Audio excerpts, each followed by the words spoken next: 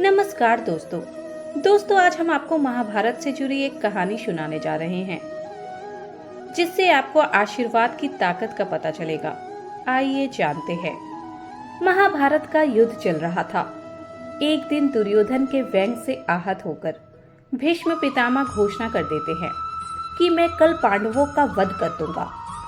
उनकी घोषणा का पता चलते ही पांडवों के शिविर में बेचैनी बढ़ गई। श्री कृष्ण द्रौपदी को लेकर सीधे भीष्म पितामह के शिविर में पहुंच गए। शिविर के बाहर खड़े होकर उन्होंने द्रौपदी से कहा कि अंदर जाकर पितामह को प्रणाम करो।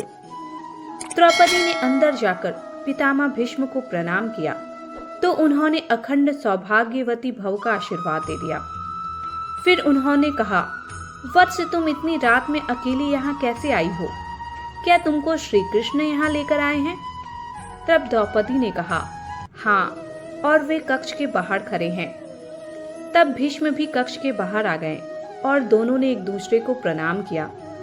भीष्म ने कहा, मेरे एक वचन को मेरे ही दूसरे वचन से काट देने का काम श्री कृष्ण ही कर सकते हैं। शिविर से वापस लौटते समय श्री कृष्ण ने द्रौपदी से कहा कि तुम्हारे एक बार जाकर पितामह को प्रणाम करने से तुम्हारे पतियों को जीवन दान मिल गया है। अगर तुम प्रतिदिन भीष्म, धृतराष्ट्र, द्रोणाचार्य आदि को प्रणाम करती होती और दुर्योधन, दुशासन आदि की पत्नियां भी पांडवों को प्रणाम करती होती तो शायद इस युद्ध की नौबत ही नहीं आती। तात्पर्य यह है कि वर्तमान में हमारे घरों में जो इतनी समस्या है उनका भी मूल कारण यही है कि जाने अनजाने अक्सर घर के बड़ों की अपेक्षा हो जाती है। यदि घर के बच्चे और बहुएं प्रतिदिन घर के सभी बड़ों को प्रणाम कर उनका आशीर्वाद ले तो शायद किसी भी घर में कभी कोई कलेश ना हो। जय श्री कृष्ण।